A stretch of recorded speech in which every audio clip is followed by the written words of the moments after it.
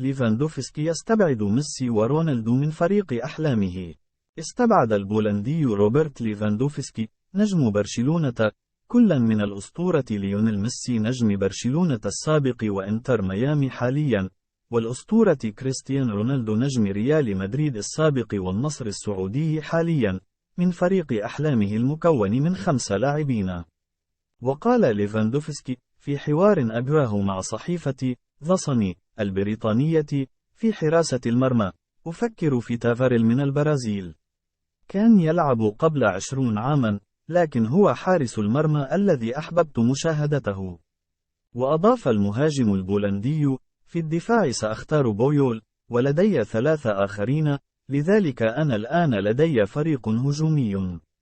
وتابع: في خط الوسط سأختار زيدان، ثم تييري هنري في الهجوم. أنا المدرب وسأكون واقفا على الخط، وأستطيع إدارتهم. واختتم: يتبقى لاعب آخر. نعم، سأختار رونالدينيو بالتأكيد. أخبار ذات صلة.